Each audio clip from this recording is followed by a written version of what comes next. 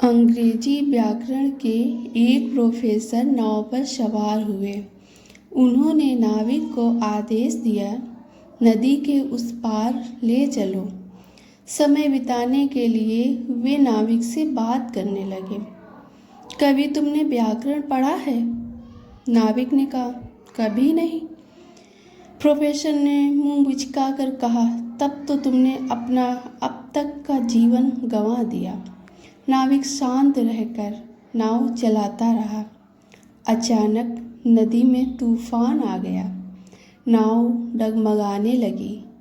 हवा और लहरों से संघर्ष करते हुए नाविक नाव को बचाने की कोशिश करने लगा। जब नाव बेकाबू होने लगी और उसमें पानी भरने लगा, तब नाविक ने कहा, प्रोफेसर साहब, आपको तैरना आता है? प्रोफेसर बोले, मैं ग्रामर का प्रोफेसर हूँ। मुझे तैराकी सीखने में समय व्यर्थ करने के बजाय व्याकरण पढ़ा है। नाविक बोला, आपने अपना अब तक का समय तैराकी न सीख कर गंवा दिया। अब आपके पास सीखने का मौका भी नहीं है, क्योंकि नाव डूबने वाली है। कथा का मर्म यह है, कोई भी शिक्षा या ज्ञान छोटा बड़ा नहीं होता। हर ज्ञान की अपनी उपयोगिता है। औपचारिक शिक्षा के साथ साथ व्यावहारिक ज्ञान भी जरूरी है।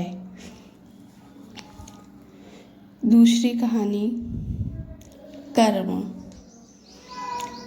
एक ग्रामीण भाग्य पर भरोसा करता था, इसलिए कोई काम नहीं करता था। वह मानता था कि उसकी किस्मत खराब है, इसलिए वह दरिद्र है। गांव में एक समाज सुधारक आए।